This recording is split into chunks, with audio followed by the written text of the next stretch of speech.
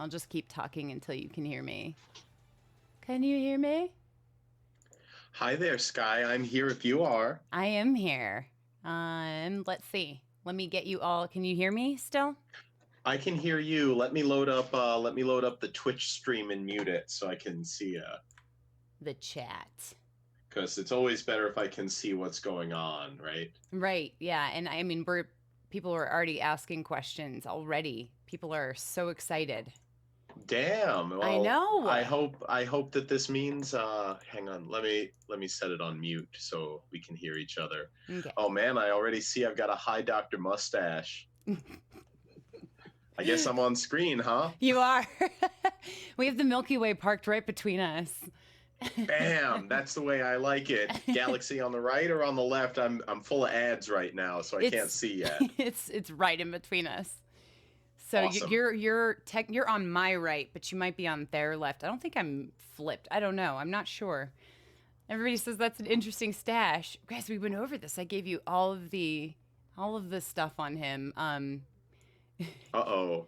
No, I went to your Wikipedia, which is All the actually stuff on me. Where did you get it from? Did you get Wikipedia. it from did you get it from Wikipedia or did you Hmm. get it by asking all my enemies on the internet? No, Wikipedia. Oh, okay, that's probably right then. Yeah. So you want I a just woke up one mustache? day to find I had a Wikipedia page. I was like, how did this get there? And apparently it just did. Yeah. Apparently that can happen. I didn't know that could actually just happen like that. Yeah, it's weird because it's not none of it is stuff that I would like describe myself with, or most of it isn't, but I was like, well, I guess this is true enough, so sure, run with it. Yeah. I mean, it is true. You won that. I remember you telling us about it last time you were on here that you won that mustache contest. I like your attitude. I like that finishing second is winning. Okay, I well, I want to just run with that. Wikipedia said I don't know if it said second. I might have skipped over the second place because it didn't matter. It was in Portland. It was in Portland. It was in Portland. I mean, I think you get like extra credit if you can place in a competition about beards and mustaches in Portland. Mm-hmm. Yeah, I think if you take in the top three, you won. You won. I think that's fair. And there were 17 competitors in that category. So it's not like it was just like me and two other people. Right. Right. Someone goes, "That's dark matter under his nose." That's pretty cool, though. Well, thanks for saying. I think if this is dark matter under my nose, that this is definitely the interacting kind. So Mm-hmm. we'll Yep. we'll Behaves we'll like do our matter. best. Don't interact with it too much. Right, right. And so there was let's see. There was already questions coming in. Are you kind of set up?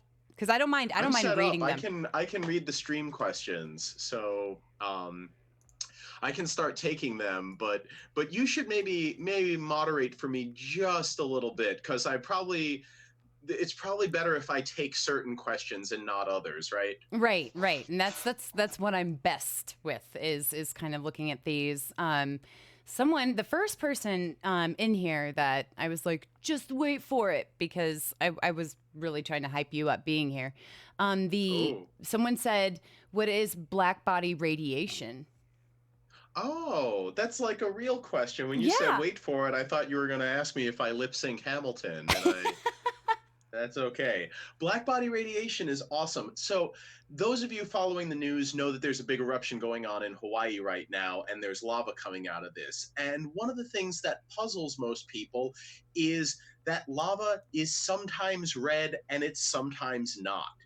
And the thing that determines what temperature or sorry, what color the lava looks is what temperature it has. When we say black body radiation, what we do is we imagine taking an object that's completely black, that just absorbs everything and doesn't reflect anything. That's what we mean by black. So it absorbs everything, it doesn't reflect everything. When you absorb anything around you, energy, radiation, photons, you're going to heat up. If you get to a certain temperature, the radiation you emit, when we say black body radiation, it's a certain spectral shape. This is the natural shape of radiation that an object, a perfect emitter, will emit at a certain temperature. If you get up to over about 790 Kelvin or so, you will start to emit visible light radiation, and that's when lava turns red. If you go even hotter than that, then that's when you start getting to like light bulb color or star color. Our sun is white because that black body radiation peaks in the visible light spectrum. It's made up of all the colors, and that's why when you shine it through a prism, it comes out and you see all the colors separate out. That's why the sunlight looks white. That's also why stars that are hotter than the sun look blue. Stars that are colder than the sun look yellow, orange, or even red. And this is why, if you could measure in all the wavelengths of light, not just visible light, but if you could see X-ray, ultraviolet, visible, infrared, microwave, radio, you'd be able to see all the different black body emitters everywhere in the universe, including the cosmic microwave background, which is the leftover glow from the Big Bang. One of my favorite things about that is that the spectrum is a perfect black body. There were a lot of alternatives to the Big Bang out there before we measured that spectrum, but the measurement of the microwave background spectrum, that it was a perfect black body, ruled a whole bunch of other explanations out, including the steady state explanation that this light was just reflected starlight from like dust that was all around the cosmos. There you go. See, I told you. Just wait, and this is perfect. And so because other questions come from this, and I love it. So someone said, can you explain the ultraviolet catastrophe? Sure, let me just tell you real quick how quantum mechanics was born. Please do. So, yeah, because why wouldn't you want to know that? So, there's a classical radiation law that describes how the radiation temperature spectrum profile works for a black body. And what it predicts is, okay, over here in the long wavelength stuff, at the low energy stuff, we'll have a certain wavelength, and then we'll get a peak for the energy. And then the ultraviolet catastrophe is, if you follow this naive classical prediction, everything blows up. You'll just get too much radiation at the high energy part of the spectrum. And so that's bad, right? If you say, well, we'll do our integral and we'll see how much area is under the curve, and if the answer you get is an infinite amount, then your black body radiation prediction is you get an infinite amount of energy. So it's called the ultraviolet catastrophe, because at the short wavelength, high frequency, high energy wavelengths, if you use the naive classical prediction, you'd get an infinite amount of energy. So ultraviolet because short wavelength, catastrophe because it's catastrophe. It's a theoretical prediction that makes no sense and doesn't agree with observation. So this was solved by Max Planck, Mm-hmm. of Planck's constant, and of the Planck energy spectrum, who said, you know what, all of this could be solved if we realized that what goes on is you can't just have a continuous amount of energy of all the different wavelengths. What you need is for energy to exist in these quantized packets. Hmm. That's the idea of quantum mechanics, is that if you go down to a small enough, fundamental enough level, everything will be broken down into little tiny pieces that you can't break down anymore. So nothing is a smooth, fluid like continuum. Everything is made up of these little packets of quanta, these little indivisible parts of what makes up nature. So the resolution to the ultraviolet catastrophe is, at a fundamental level, light is quantized. It's not just a wave, it's made up of individual particles. And once you put that in there, then the law doesn't blow up, but you get a Planckian distribution where it peaks and then falls off at very high energies. And this was discovered right around the turn from the 19th to the 20th centuries, and it's been verified in a number of spectacular fashions, but it's verified every single time we measure the sun. The sun is a black body, and it doesn't just spike forever and ever and ever. It hits a peak at about green wavelengths, Right. and then it drops down as you go to higher and higher energies. Right. So that's where people, because we've had a lot, someone's like, aren't there any green stars? And I was like, no. But then someone was like, but no, but Well, our star is green. it It's just peaks that at you have green. these lousy eyeballs, and the Right. eyeballs that you have take all these visible light from violet to red. Mm, And when you have all of them at this peak, your eyes tell you that's white. right. So, yeah, if you had different eyes and we saw color differently, you would say, oh, the peak of our star is green. It's a green star. But why don't we have them? Well, really, the only colors we have for stars are red, orange, yellow, white, and blue. And Hmm. it's really just like a cyanish blue. They don't get purpler than that. And the whole reason for that is stars have to follow this black body distribution. And if that's all you do, your eyes are going to interpret that really as just one of about 5 colors.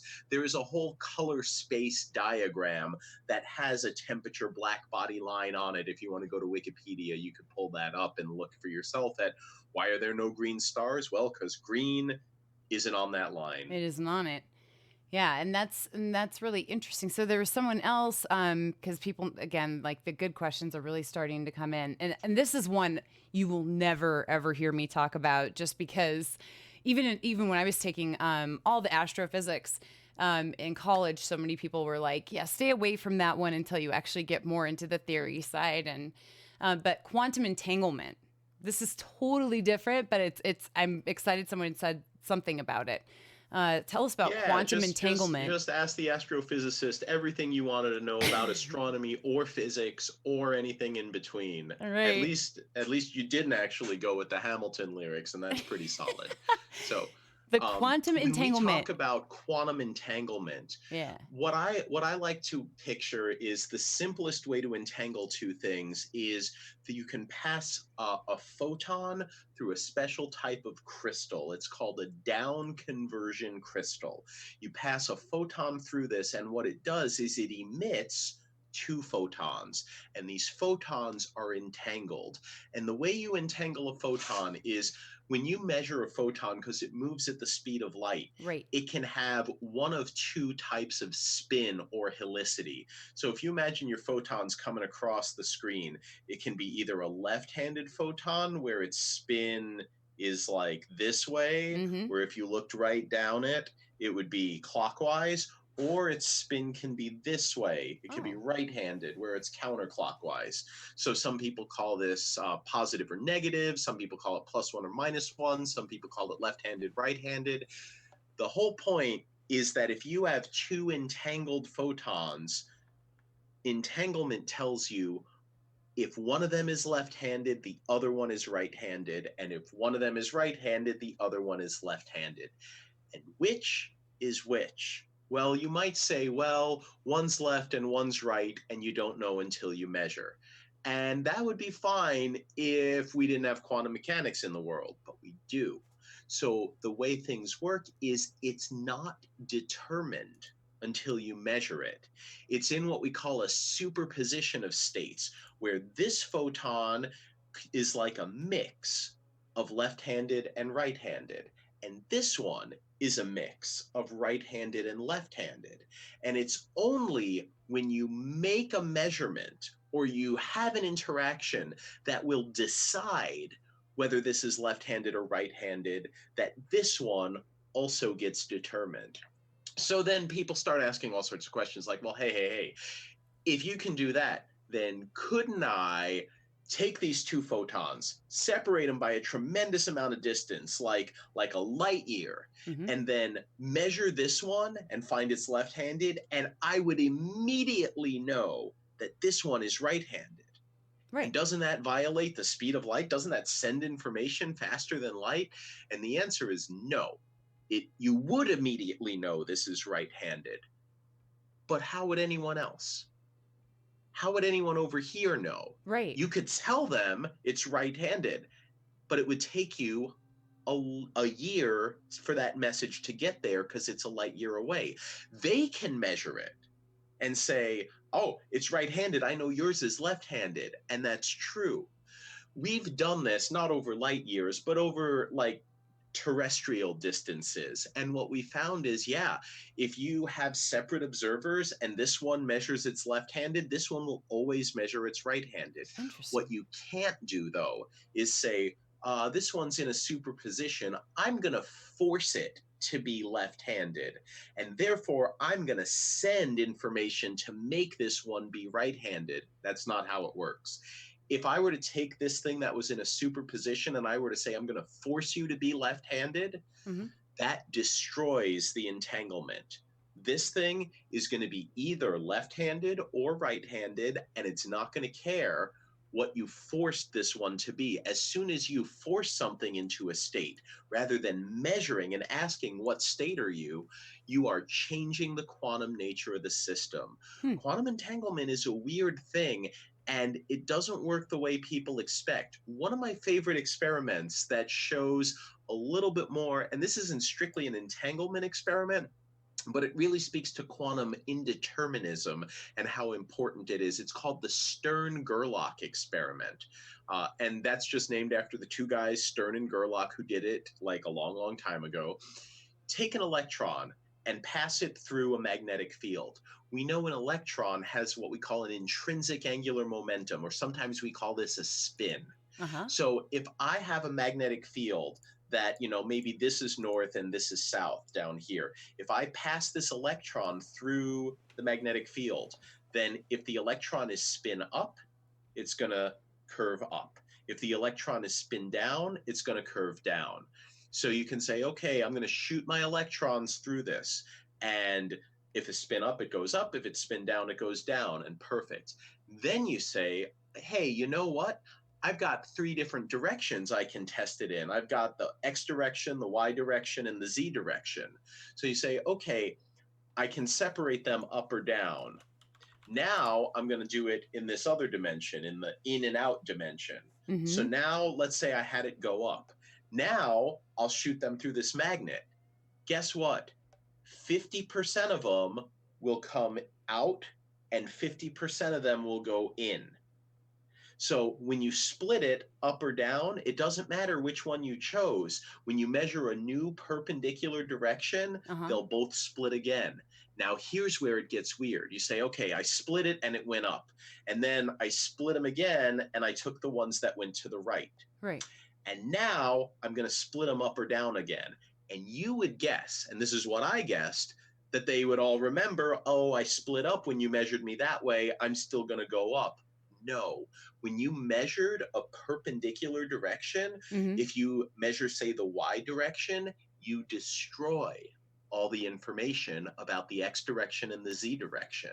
So now that you've split something this way, you've determined it in a completely different direction and you randomize the original direction. So if you shoot it again through another Stern-Gerlach experiment in the original direction, 50-50 shot of having them split. That's what breaking an entanglement looks like, and that's what, randomizing a system that you had previously determined looks like. Oh. So you can't just make every arbitrary measurement you want and continue to learn information. There are a lot of experiments you can do, a lot of measurements you can make where if you make that measurement, you destroy information that you previously knew. I love it. I love it. I've never had anybody explain it that well to me before. Like not even close, but this is what you're good at doing. Everybody in here's already like, wow, I love the way this guy talks about this. Is amazing. I love how Well, articulate he that's is. awesome. That's awesome. Yeah. Look, there's a whole field of research about this that people are still working on this, trying to figure out all the different intricacies of, oh, well, if I set it up like this and I measured it, but then I didn't look at what I measured and I erased it, like what else is going to happen? Like there are people working on all these experiments. The general goal of doing these experiments is to try and tease out more information about how these particles behave. There are a lot of people who are like, I love this interpretation of quantum mechanics, or I love that interpretation of quantum Hmm. mechanics. And if you ask me personally, what's your favorite interpretation of quantum mechanics? I think they're all stupid. I don't like interpretations of quantum mechanics. I think they are our brain's feeble attempts at coming to terms with a quantum universe that doesn't make sense according to our classical rules of how the world works. What I like to instead look at is, if I used this interpretation of quantum mechanics, what experiments would this lead me to perform to ask a deeper question about how nature works?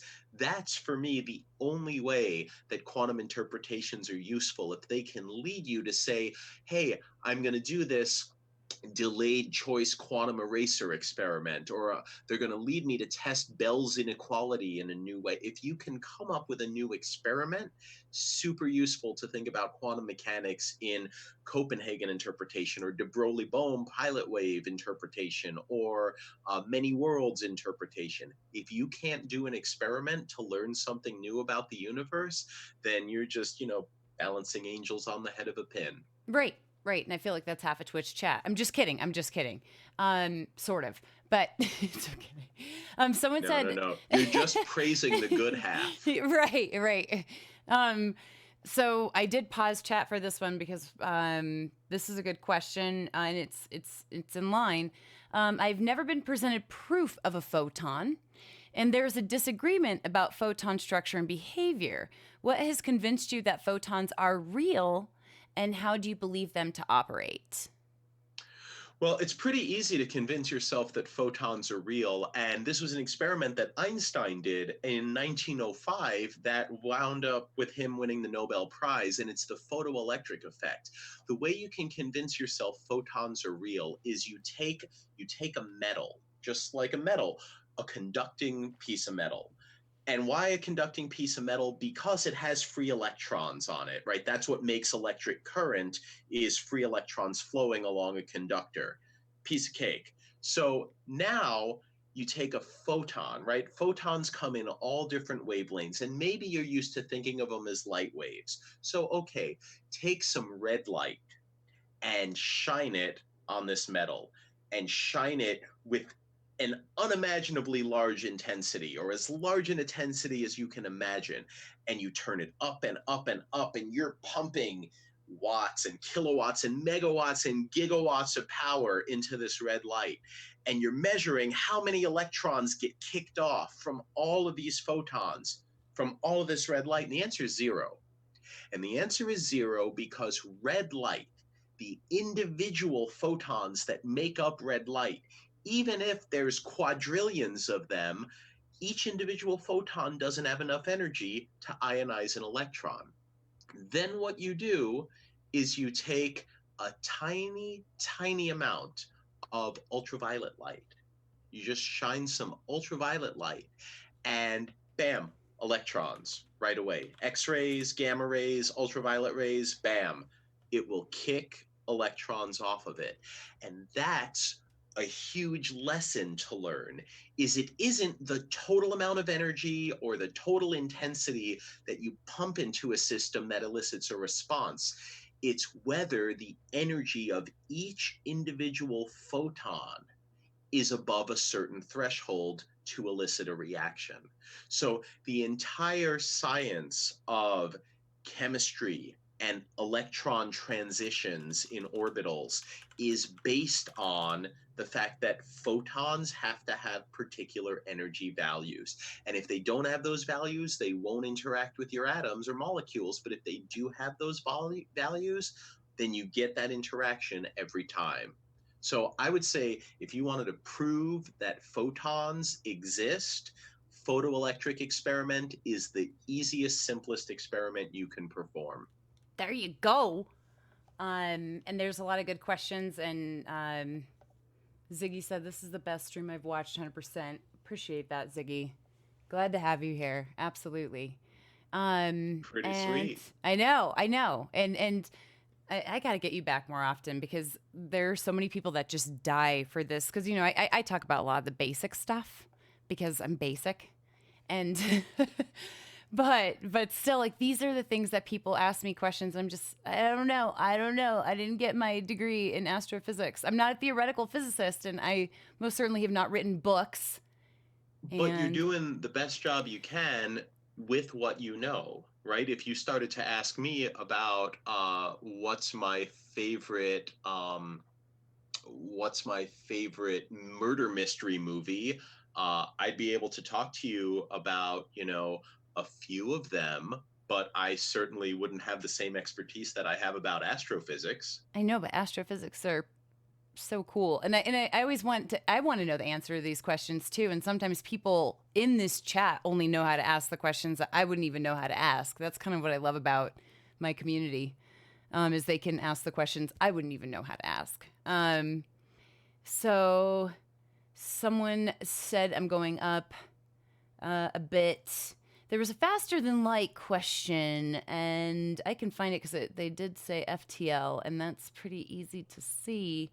Um, but I could ask this one. So, do you think that quantum entanglement could lead to something like the simulation theory? So the simulation theory is a little different than quantum entanglement. What the simulation theory says is, okay, what if reality as we know it is not fundamental, but what if instead everything is granular and we exist in some sort of simulation where the idea is like, what if space, for example, you could break it up into like a Cartesian grid of like XYZ coordinates, and everything has fixed points, and time is the same way that you can discretize it and break it up into individual little chunks. And then what you do is you say, okay, are we that? Are we just little like individual bits that exist in space and time that are bound together that occupy these things, and we're part of a simulation where the laws of physics that we know are just like parameters that someone put in. Maybe, I don't know, maybe what we conceive of as God is just some fifth dimensional kid futzing around on their 5D computer, and they're like, yeah, what if I turn the knob this way and I put in these parameters and then I make a script to do this, and boom, hey, a big bang, and look at all that, and there's people. Oh man, look at that. That's the simulation hypothesis. So, how do we test it? Well, the best way we've discovered to test that is we do some laser holography experiments to try and see, is there a fundamental length limit to how small we can go? Because if there is, and we can find one, then that's evidence that maybe we do live in a simulation and space is quantized at this particular level. Right now, there have been a few experiments that have looked for that. There's been the Geo 600 experiment that Craig Hogan has led, and they've all come back with null results. In other words, any result we have that would say, yes, we live in a simulation, has not come back with a yes. That doesn't mean we haven't, right? There's this old adage that the absence of evidence is not the same as evidence of absence, right? Mm-hmm. So because we haven't found we live in a simulation, doesn't mean we don't live in a simulation. It just means if we do live in a simulation, we haven't yet hit on the evidence for it. And that's a little different than quantum entanglement, but I suppose you can relate them, because if you wanted to do a simulation hypothesis, you wouldn't use a classical computer to do it. You'd use a quantum computer, because we know our universe has this fundamental indeterminism in it. Mm-hmm. And someone said a really good question there, and I was just trying to track it. Um, well, they said if you slow down light photons, will that slow down time too? That's not really there. There's two good questions here, and you can actually maybe see if you can tackle these at the same time. So, has there been any practical developments with photonic molecules? And then, can you slow down a photon? And if you did, would that slow down time too? Well, so the big advances that have come in photonics have been to create what we call slow light. This doesn't happen in a vacuum, right? You've heard the speed of light in a vacuum is a constant. It's the universal constant, right? 299,792,458 meters per second exactly is the speed of light. And that's true in a vacuum. If you have just pure empty space, Right. that's the speed that light goes at. If Right. you have anything other than purely empty space, light always goes slower than that. Right. Because it has to go through a So medium, right? It does. It goes through a medium. What's fun, one of the things I love about that phenomenon, right, is that I can take any particles that I want that have mass. They can't reach the speed of light, but they can get super close. You might think the fastest particles we've ever made on Earth would be at the Large Hadron Collider, but they were actually faster ones at the previous machine that lived in that tunnel called LEP, which is the Large Electron Positron Colliders. Because electrons and positrons are almost 2,000 times less massive than a proton, then even though you can get a proton up to higher energies, they don't go as close to the speed of light as an electron or a positron does. So you send an electron as close to the speed of light as you can, and then you say, okay, you know what I'm going to do with this electron? This will be fun. Let me have it go through some water. They do this in nuclear reactors, by the way. If you ever look up a picture of a nuclear reactor on Google or something, and you see oh, we've got these big tubes and it's in this big tank of water, and the tank of water is blue, that blue is because of the speed of light. That blue is a real color. What happens is this electron's moving close to the speed of light, and bam, then it goes into water. In water, the speed of light is only about 3/4 as fast as light goes in a vacuum. Right. So if your electron is moving at 99% the speed of light, which is more than 75% the speed of light, what's going to happen? It's going to try and slow down. It's going to emit what's called braking radiation, because it's hitting the brakes. This is going to mean it emits a cone of light all around it because it's a charged particle and it has light has electromagnetic fields. So it's going to emit particles in a cone, light particles. This is called Cherenkov radiation, after the Soviet physicist who discovered it, Anton Cherenkov. I think it's Anton. And what you do is this will slow down until it's below the speed of light in your medium. This, by the way, is the method we use to detect neutrinos. We build these enormous tanks of water or some sort of fluid. And when a neutrino comes in and hits one of the particles in this tank of water, it will kick something off like an electron. And this electron then speeds through the water faster than the speed of light in the water. It emits these big cones of light, and we set up along the perimeter of these big tanks, we set up what we call photomultiplier tubes. They detect all this Cherenkov light, and they can reconstruct what was the particle that hit it, what was its energy, what were its properties, how fast was it moving, etc. This is how we use the fact that particles can approach the speed of light. The speed of light in vacuum is a cosmic speed limit, but the speed of light in a medium is significantly slower than that. That's how we use this to do particle physics that we couldn't otherwise do. I see. And I There don't are a know. bunch of them. My favorite ones are Kamiokande in Japan, which was the first one. Fun story. Kamioka is a mining town in Japan. So Uh-huh. Kamiokande had an NDE at the end of it because when they built it up, Mhm. they knew about Cherenkov radiation and they knew about looking for fast moving particles. What they didn't know is you'd be able to detect neutrinos with it. They were looking for proton decay. There were these theories that, oh, maybe the proton is fundamentally unstable. Well, how can you tell if it's fundamentally unstable? Well, I could take one proton and I can watch it for, I don't know, 10 to the 30 years. Mhm. And if it decays, then I know the proton's unstable. Good luck waiting around 10 to the 30 years. The Right. universe is only 10 to the 10 years old. Right. Or what you can do is you can get 10 to the 30 protons together in a big vat of water, and then you can say, okay, let me wait 1 year. And if none of the protons decay, then I know that the lifetime of protons at least 10 to the 30 years. Well, so they built this Kamioka nucleon decay experiment, Kamiokande, and they were running it and running it and running it, and they saw nothing, nothing, nothing, nothing. Then in 1987, in the Magellanic Cloud, a supernova went off. Hmm. And supernovae emit light and all sorts of things, but they also emit neutrinos because they undergo runaway nuclear reactions. And in 1987, we had just like a few handfuls of neutrinos arrive all at once over the span of like 10 to 13 seconds or something.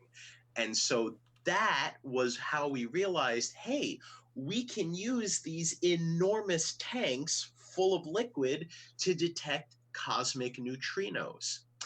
And that's what we've been doing. We've been building these. So they just renamed it. They said, okay, nucleon decay experiment. We're just NDE. going to rename that to neutrino detector experiment. So it's Oh. still Kamiokande. And they built Super Kamiokande. And they built Snow Lab. And they built all these other detectors. And guess what? This is how we wound up measuring the mass of neutrinos and discovering neutrino oscillations and discovering that atmospheric neutrinos and solar neutrinos are different from each other. This is the first hint in the neutrino physics sector that there's some type of physics going on beyond the standard model of particle physics.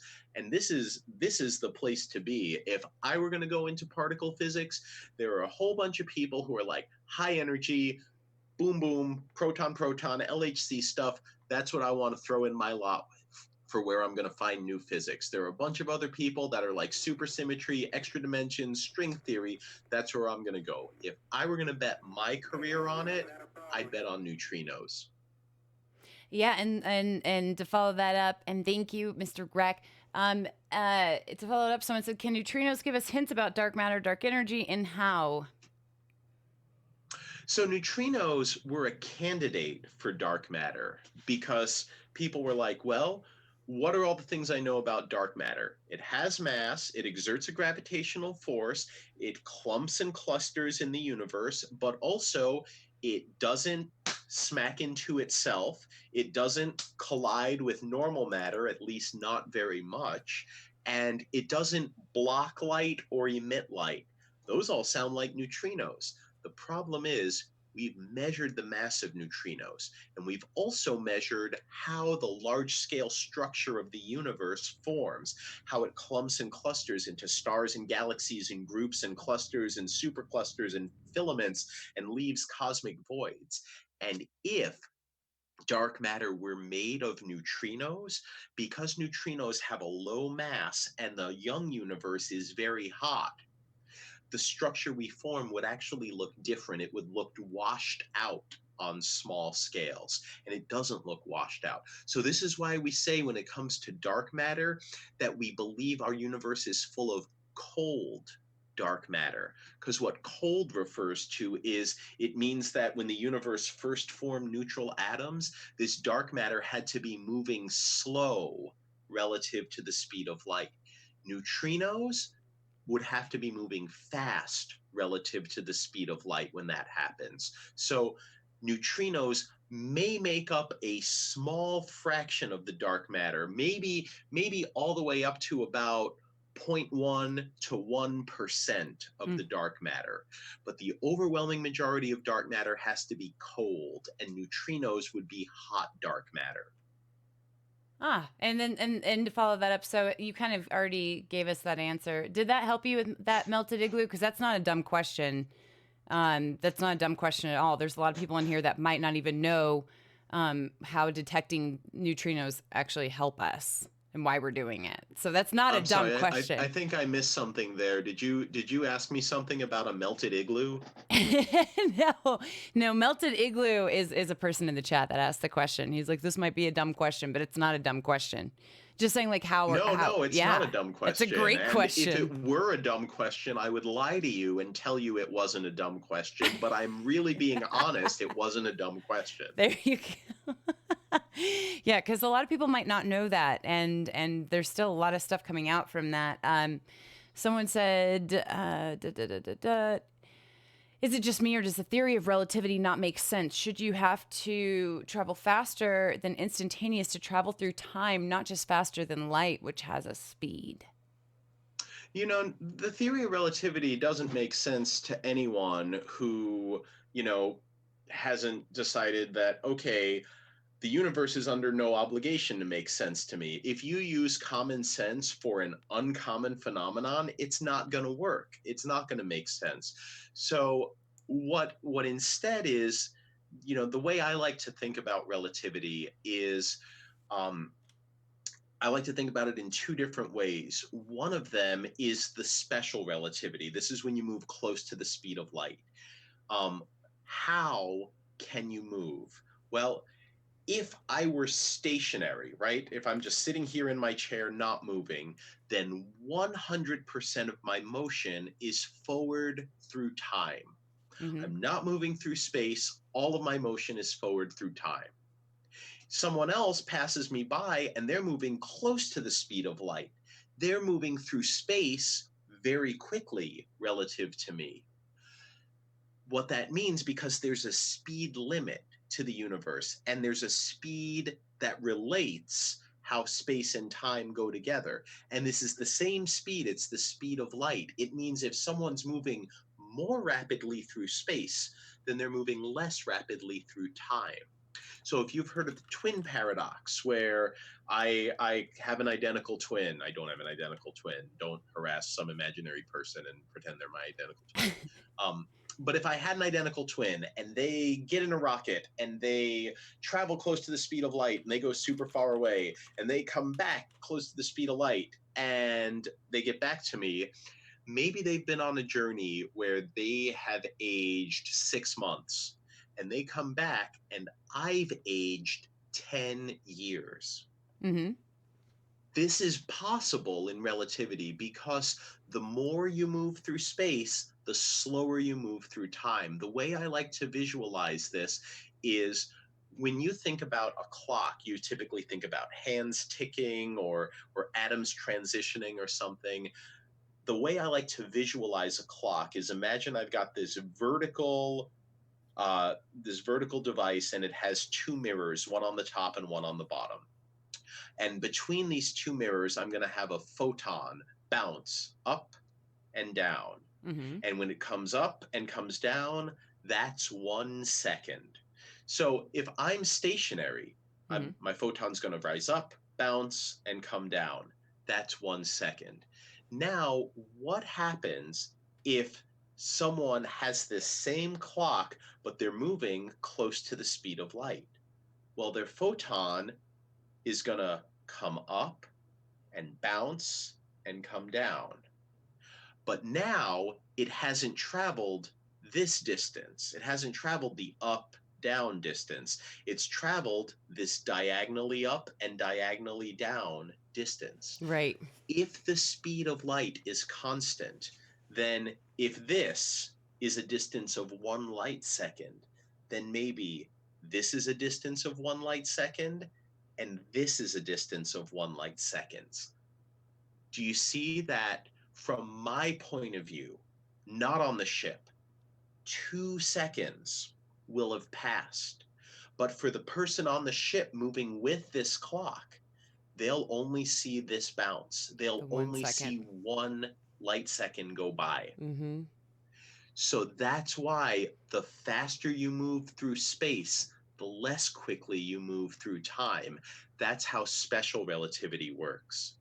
There's another layer we put on top of that for general relativity, where we say, okay, now it's not just we're moving through space and time constantly, it's that also space-time, this fabric, is malleable. Mm-hmm. It distorts based on the presence of matter and energy. So how do those relate to each other? Well, matter and energy tell space-time how to curve. And so deep in a gravitational field, you get gravitational time dilation, you get gravitational redshift, and you get a length contraction where distances behave differently. You want Han Solo to make the Kessel run in less than 12 parsecs? General relativity. That you can actually shorten the distance between things if you have a strong enough gravitational field. Uh-huh. Okay. The counterpoint of that is curved space, right? So matter and energy tells space how to curve, Mm-hmm. and then the curved space tells matter how to move. Move. This is why Earth moves in orbit around the sun, not because there's some invisible Newtonian force, action at a distance, pulling you in this circle. It's because space is curved, and as Earth moves, it follows this curved path caused by the mass of the sun. So Yep. that's a little intro to relativity. Yeah, that's a good one too, because Joe was like, I don't think one of the people in my chat said, I don't think I'll ever understand this, but you did a really good job there with because there's a lot of videos that can make the twin paradox seem very, very weird. Someone said, because there's two good questions. Someone said, what is the next step scientists need to take to know more about what dark matter is? What experiments should be done? That's a tough question because what you want to do with dark matter, like the holy grail for dark matter, that will make almost everyone who doesn't believe in dark matter. There's always the people you'll never reach no matter what you do. But it'll make almost everyone is if you can create it in a lab and directly detect it. There's this problem though, right? So I can say, "Oh, let's just do that." Well, the way you would detect dark matter is very different for different models of dark matter. So if your dark matter is of a certain mass and a certain interaction cross section, you would design a certain experiment. So the Lux experiment and the Xenon experiment and the CDMS experiment and experiments along those lines, they all assume that dark matter is made up of some sort of weakly interacting massive particle in a specific mass range. There's another candidate for dark matter called an axion, where There we they go. have a totally different hypothesis for what dark matter is. It's over 1 billion times less massive than the WIMP dark matter hypothesis.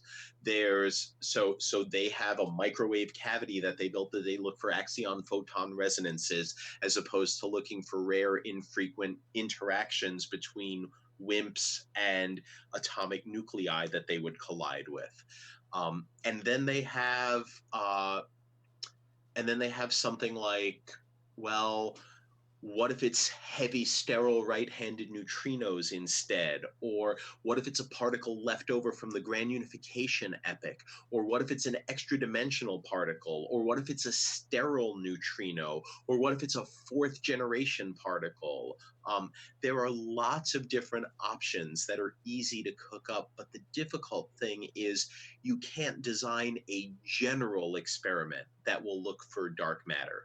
The best evidence we have for dark matter is all indirect.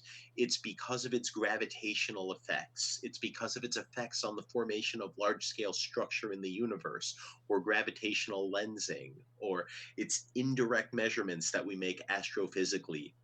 The next big holy grail step we'd love to take is to be able to make it in the lab.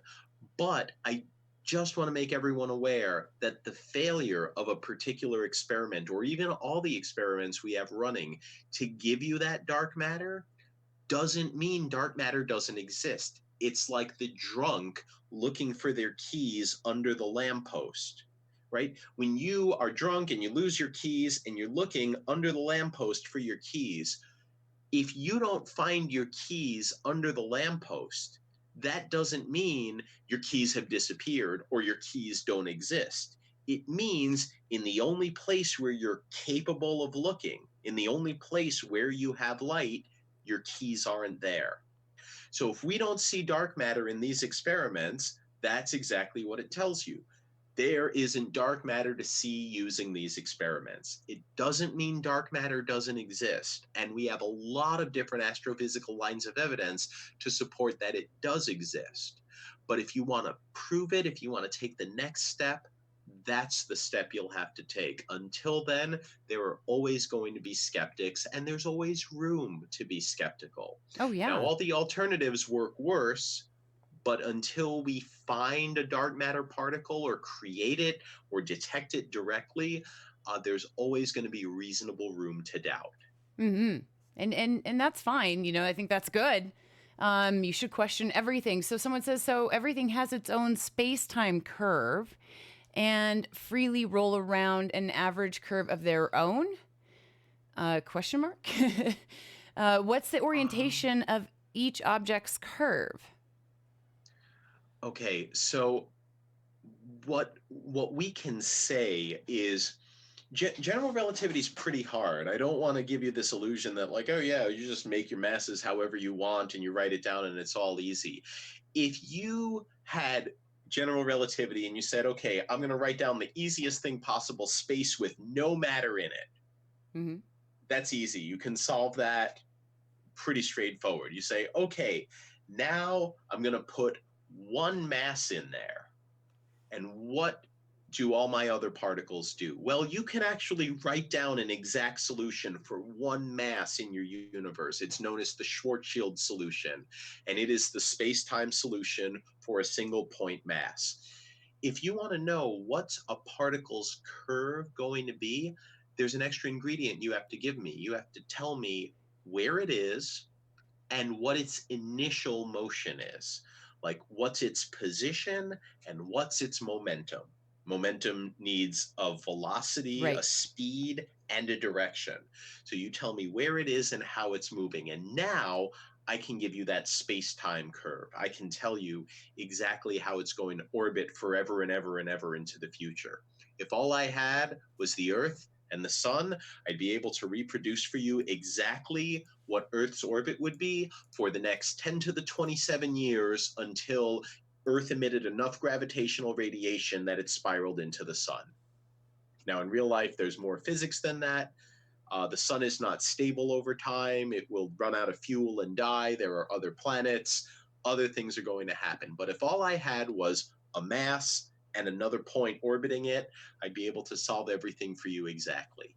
The problem in relativity is if I said, okay, how hard could this possibly be? I'm going to take one mass and I'm going to take a second mass and I'm going to put them down in the universe.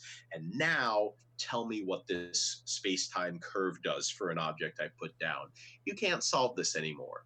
This is not a solvable problem. It is proven that you cannot write down an exact solution for this. You can get as close as you want arbitrarily using numerical simulations, but there's no analytic solution for two masses in your space-time in general relativity. So if you want to say like, what can we determine?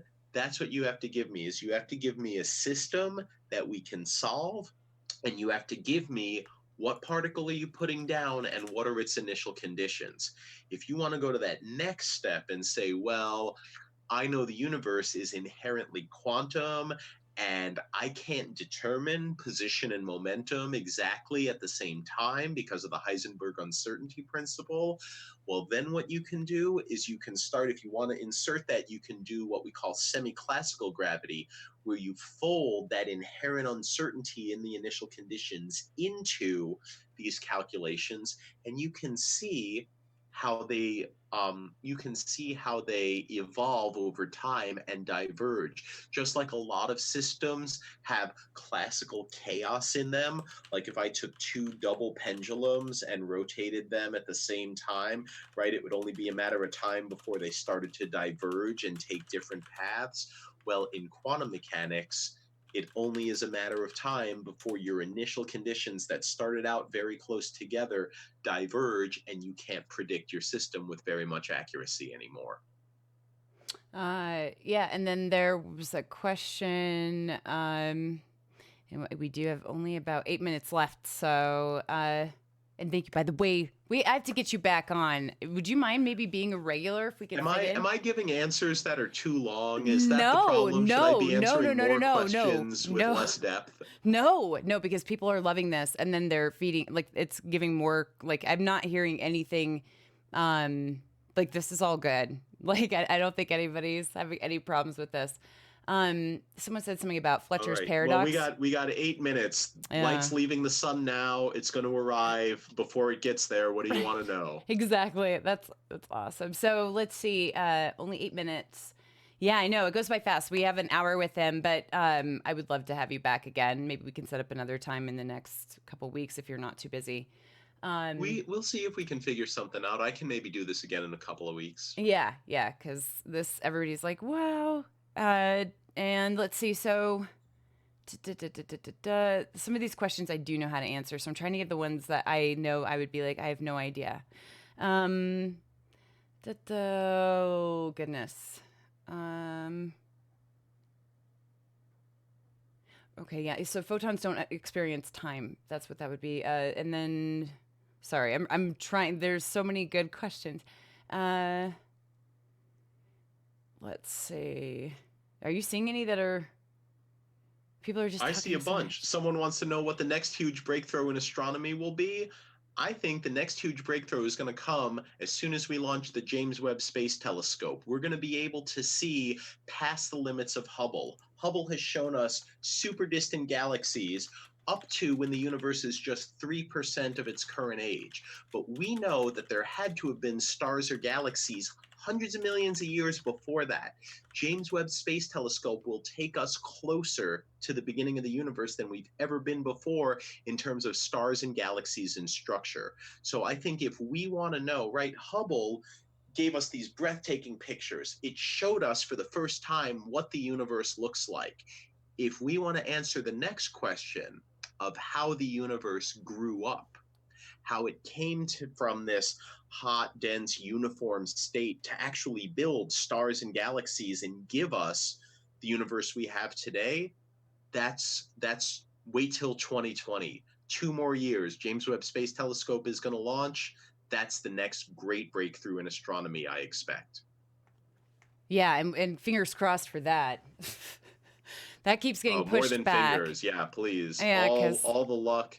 That's where I want your thoughts and prayers, yeah, and also funding. But yes, thoughts and and prayers for funding. But sure. yeah, they just said something else. Did you hear the news about that recently? About the bolts and the screws not holding up. You know, let me tell you something about this. This is not where I thought this conversation was going to go. I But know. um but the whole thing is there are a lot of people who are like, "Oh, I didn't want it to cost this much money. I thought it was going to cost this much and you would give us a brand new thing that we never built before. How come it costs so much?" And the answer is we've never done it before. And they're being careful. Yeah. They're working to get it right. They're working on failure is not an option. If we see a tiny flaw, we're not going to say, it's fine, let's launch it, make sure we stay under budget. No, they're saying, this is important. We're going to go back to the drawing board. And when the sun shield unfolds and there's a tiny little rip because it gets caught on something, we don't want to launch a sun shield with a tiny rip on it. First, we're going to repair the rip. Second, we're going to repair the problem. And we're going to test this until it's perfect. We're going to make sure that when we evacuate all the air in this, because something gets exposed to the vacuum of space, that doesn't create any tension problems. We're going to do this just right. So yeah, people make mistakes. Engineers, technicians, all of us, we're all human. We're going to make mistakes. The key is to make the mistakes when it's on the ground being tested before you launch it. Because once you launch it, you can't access it. This isn't even like Hubble where we could fly an expensive mission. This is going to be 1.5 million kilometers away from Earth. This is going to be 4 times as far away as any human. The Apollo 13 humans went the Mm-hmm. farthest, has ever gone from Earth. So if you're saying, yeah, we launch it and there's a mistake, that's an $8 billion mistake. That's a mistake you're never going to get back. You're just going to have a defective James Webb Space Telescope. You want to do it right? Put in the money, put in the time, put in the effort to get it right. And then you're going to have a decade or more of just incredible views and knowledge of the universe, and you're going to learn new things and pass new frontiers you've never learned before. If that's not worth investing in, we might as well just give up as a civilization and call it a day. Right, right. And so now we have we have 2 minutes. So I'll let you pick the last one for the last 2 minutes. There's been a few that have come in, and I'm sorry, guys. I did see a lot of your questions, but they're not a 2 minute. But you can choose one and say you could say that in 2 minutes. Will we will we be able to see far enough to see a dim white wall of light from the Big Bang? And the answer is no. We already see a dim microwave wall of light for the Big Bang. And the reason we see a dim microwave light is because light, the way it works, is it has a wavelength. All light has a wavelength. If the universe is expanding today, then that means all the light in the universe is having its wavelength stretched, and longer wavelengths of light are cooler and farther down into the electromagnetic spectrum towards the radio. So you had a hot, dense state of the universe, and when it's hot, your light is short enough wavelength and high enough energy that you can't form neutral atoms. So when you have an ionized plasma, non-neutral stuff, photons and electrons smack off each other all the time. Bap, bap, bap, bap, bap. The universe comes to thermal equilibrium, everything scatters, everything is opaque. You can't look through an ionized plasma very well. It's pretty lousily opaque. So what you do instead is you say, oh, my universe is expanding and cooling, and at some point the wavelength of light expands enough that you can make neutral atoms, and there's not immediately a high enough energy photon to ionize everything again. That is where you form neutral atoms for the first time. But what happens to all of that radiation that was around? Well, before your atoms were neutral, they were bouncing off the electrons. Now that your atoms are neutral, the radiation is, aha, I'll just keep going in a straight line because I'm not the right wavelength to interact with these atoms. I don't have the right quantum mechanical properties. So this light free streams to our eyes, but it's not visible light and it's not infrared light. The universe has expanded by more than a factor of 1,000 in all directions since that time. So now that light is just a couple of degrees above absolute zero. It's 2.725 Kelvin, according to our Blackbody spectrum, which we've measured extremely intricately. So what this tells us is if we look, we can see what we call the cosmic microwave background. You want the original name for what we called it before we measured it and confirmed it was in the microwave? It's way cooler.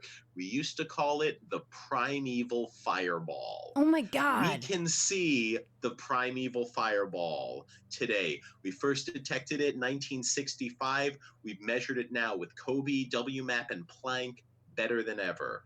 And that's the smoking gun for the Big Bang. Oh, that is such a cooler name. I don't like the see. So yeah, and you can see actually some people don't know what it is, but the when people have subscribed to me now for a year, they have the cosmic microwave background radiation is the little. I don't know if you can see that. I'm seeing some comments come up. I want to tell everyone XP Chops XP has it right. It's primeval, Primeval, not prime evil. It's not the prime evil fireball. That sounds like a great Dungeons and Dragons spell though. Like Oh I my want you to God. cast primeval fireball. Yes. Yes. So, guys, the guest command is in there. And thank you so much for taking the time. We'll get you back here hopefully soon. I have to send you a pretty long email about a few things. So, but, I'll keep it relatively short. Yeah, and if you want to prepare the best of questions in advance, hit me up with them and we'll just queue them up and go. Oh, yeah, because everybody's in love with this. Guys, in that guest command, I'm going to keep that up. It will be in the VOD description too, so it's not going to go away. Also, I will be taking this and putting this on my YouTube and all of the links to his stuff too, his Twitter, his YouTube, his blog, everything that this man does. He also has a book. He actually has two.